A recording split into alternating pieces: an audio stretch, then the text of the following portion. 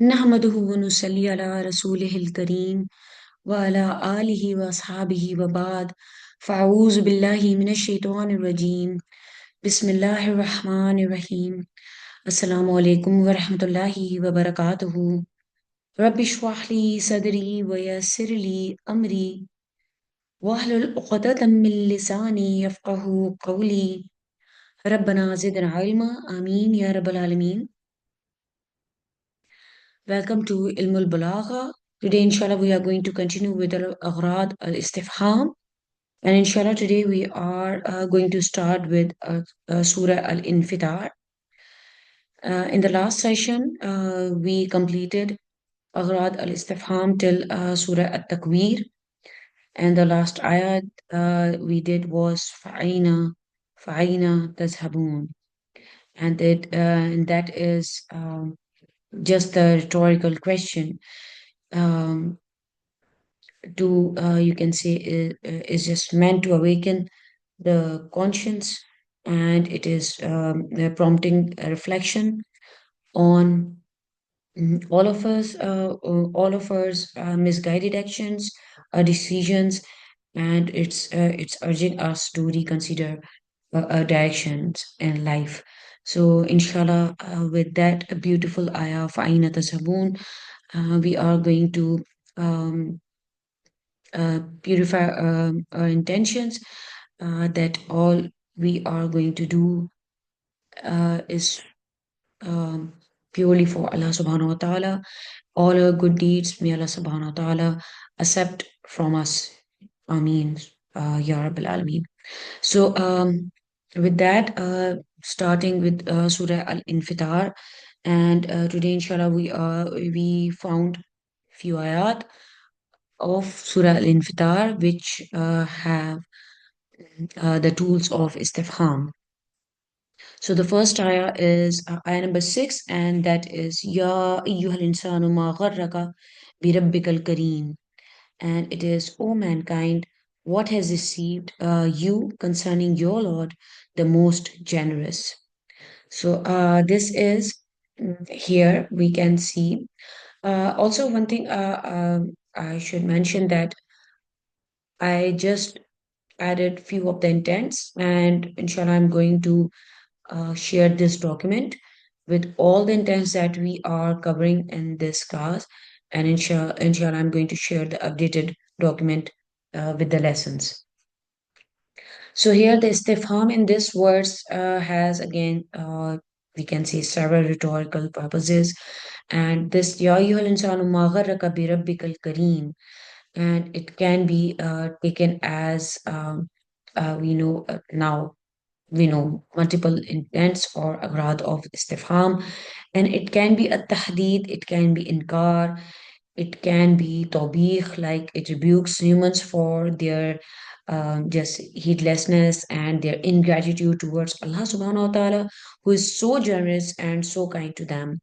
So also it is showing the dislike in the form of the questions, like it is also showing amazement and scolding as well, because like mm, in this the meaning you can say you can see that, oh man, oh mankind, what has deceived you concerning your Lord, the most generous. Also, it is showing tajub, like it is expressing astonishment at how humans can be deluded into disobedience despite Allah's countless blessings and generosity. And also, it is alerting us. So it can be a tambi as well. It is alerting us humans, um, for our negligence, and it is reminding us of our accountability before our Lord, Rabb, Allah subhanahu wa ta'ala. Um, so this question, this ya ayyuhal insanu ma gharraka bi rabbikal kareem, this question is not seeking an answer, but is a powerful way to provoke um, self-reflection and a sense of responsibility towards our Rabb. So we can take it as alinkar, atajub, tambih, tawbih. So there are multiple. several rhetorical purposes inside this one word ma, this or this tool of istifham. So now let's proceed to ayah number 17. And here, this is Vama adraka ma yawmuddin. Vama adraka ma yawmuddin. And what can make you know what the day of recompense, what what is the day of what the day of judgment is. So here again, the istifham, the tool of istifham in this verse also gives us many rhetorical purposes, and one of them can be a tazim, and also it can be a tashweek. So a tashweek, we know that it is a way to encourage one in wanting to know the answer to something in the form of the question, like Vama adraka ma yawmiddin, that what will make you realize what the day of judgment is. And also because it is also like it is drawing curiosity and attention to the significance of the day of the judgment, and it is urging the listeners like us to reflect on its profound impact, its deep impact, the impact of the day of the judgment. So again, it can be tazim, like it is magnifying, it is emphasizing the enormity, the like enormity, or you can say um, the deepness of the day of the judgment, a day that no human can comprehend. So it can be tazim, it can be the tashweek, because it is it draws attention, that like it creates curiosity of the significance of the day of the judgment. Also, it can be tanbih, like it is alerting us. It serves as you can say, it is a wake up call for all of us, reminding us the seriousness of the accountability of the day of the judgment. So we can say that this rhetorical question is a way um, like to give us or to inspire us of the day of the judgment, um, to you can say to urge the listener to prepare for it, like you can say that mama adraka ma yawmiddin. So this is the intent for this tool of istifham. Again, it is kind of similar.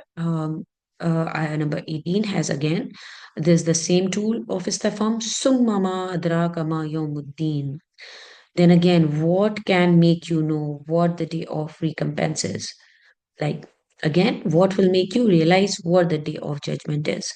So, intent of istifham in this ayah again serves purposes similar to the previous ayah, but also reinforces the message for just greater emphasis, you can say. So it can be a tazim, it can be tawqeed, because again it is repeating. So tawqeed is emphasis, and it is a tambih, it is tajub as well. So tazim is just magnification and emphasis on the greatness and severity of the day of the judgment, highlighting that it is beyond human imagination. It is beyond human imagination. Tawqeed, emphasis, because it is repeating. It is repeating a rhetorical question, and it is intensifying the warning and calls for reflection on the significance of this day of judgment. Also, it can be tambi. Why? Because it is alerting us, it is drawing the listener's attention to the seriousness of the day of the judgment, urging us to prepare for it. And also, we can say the repetition is giving us the importance of the event. It is ensuring us that we should be fully grasping the weight of this message given in these two ayat. فما أدراك ما يوم الدين ثم ما أدراك ما يوم الدين.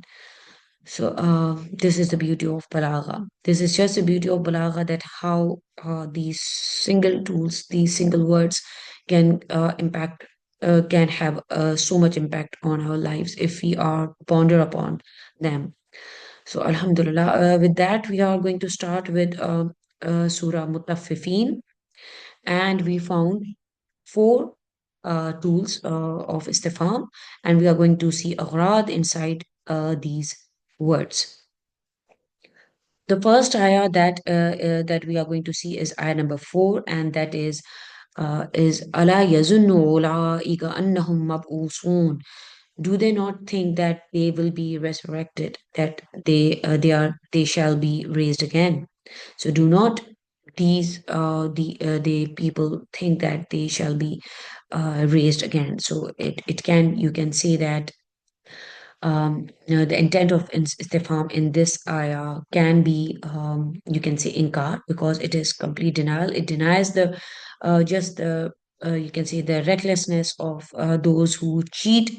If you go back to its tafsir, so you will see that those who cheat in the measurements and their transactions, and if questioning how they can act without fear of accountability.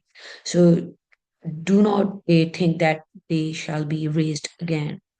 And it is an eye opener for all of us, those who do business, those who um, do any kind of business in their in day-to-day practice.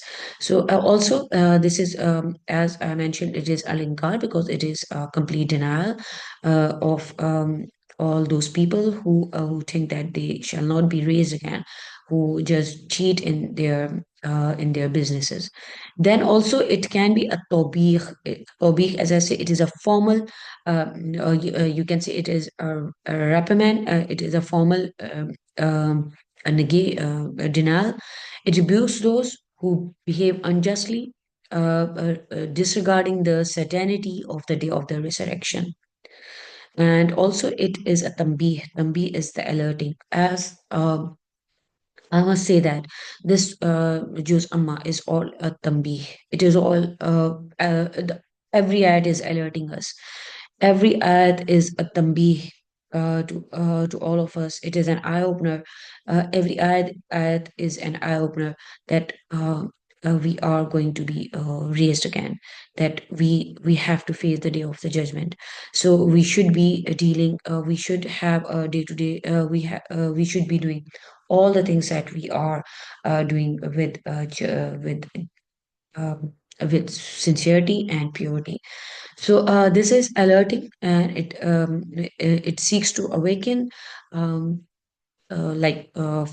those who like about those who do unjust in their daily lives, about the reality of the day of the judgment and their accountability before Allah subhanahu wa ta'ala.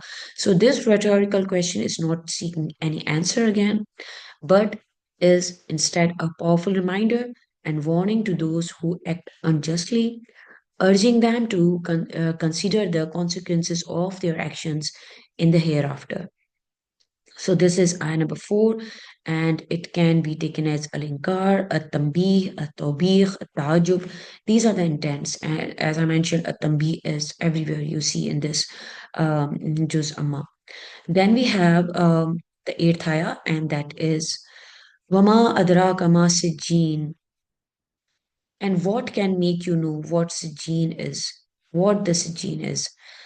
So intent of istifham in this ayah, in this verse, is again has a few rhetorical purposes. First of all, it can be ta'zim, magnification. Magnification emphasizing the severity and significance of sijjin, the record of the deeds of the wicked. So it is showing the Vama Adraka Ma Sijjin, it is showing, emphasizing and magnifying the severity of the records of the deeds of the wicked.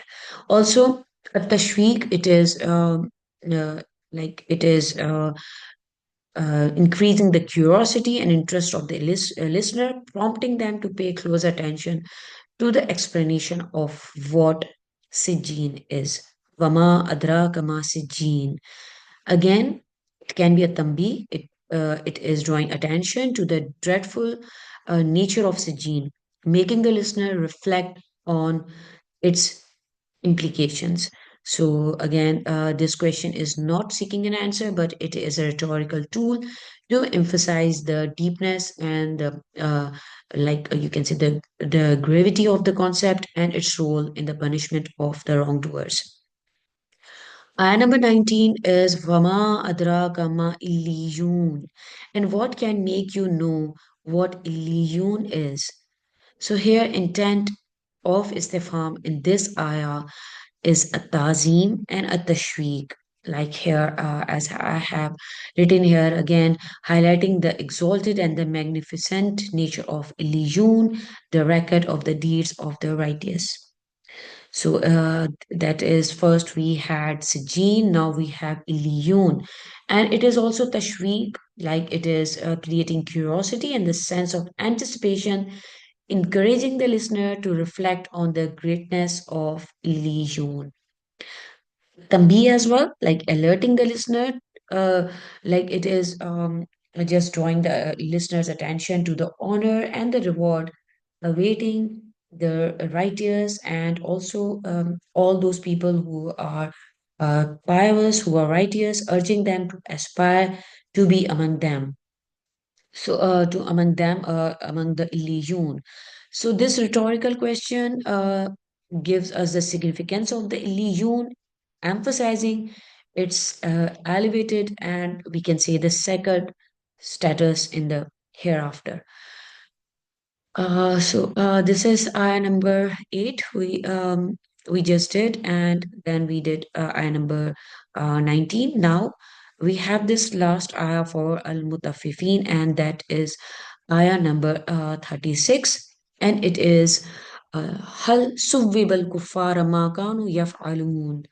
And this is have the disbelievers not been fully recompensed for what they used to do, or you can say have the disbeliever not been rewarded for what they used to do. So it can be clearly tahqir, like we know that a form of debasing or lowering status of someone or something in the form of a question. So the intent of istifham is clearly a tahqir, and also it can be tawbih. We know that it is to rebukes the disbelievers by emphasizing the all the consequences they are going to have because of their deeds, showing that they are not facing the just outcome of their arrogance, and now facing the outcome of their arrogance, their misdeeds, their disobedience, and their disbelief. So this can be a tawbih as well, and it can be tahqir as well. Also, it is a confirmation. It is a takrir as well. It affirms that the disbelievers have indeed been fully rewarded for their actions, leaving no doubt about the justice of Allah subhanahu wa ta'ala. So, have the disbelievers not been rewarded for what they used to do? So, it is like we know that whenever, we know that when there is a past tense, this is a rhetorical benefit of the past tense, that like when we see that something has not happened yet, but we do see a past tense in ayat in like this. So, the main rhetorical benefit of using the past tense is that like something has already happened, so it's like it is the affirmation, it is the takrir, affirming that the disbelievers have indeed been fully recompensed, or they have been rewarded for their actions, for their misdeeds, and it has no doubt about it. There is no doubt about the justice of Allah subhanahu wa ta'ala. This is Tambhi as well, because it is just reminding the listener of the absolute fairness and the precision of Allah's judgment of the on the day of the judgment. Uh, and this rhetorical question also give us tells us about the divine justice, and leaving all the disbelievers to reflect on their fate, that what is going to happen, and that is surely going to happen, because there we see a tambi inside this ayah, there we see a tawbih, takrir, and tahkir as well. So there are so many intents that we see in this single ayah, in this single tool of istifham, and that is hal. Hal subibal kufaru makanu yafalun. Have the disbelievers not been rewarded for what they used to do? With that, inshallah, I'll conclude this session and I'll see you in the next session with more intents and more aghrad of istifham with the remaining surahs, inshallah. So I'll see you in the next session. Barakallahu li wa lakum. Assalamu alaikum wa rahmatullahi wa barakatuhu.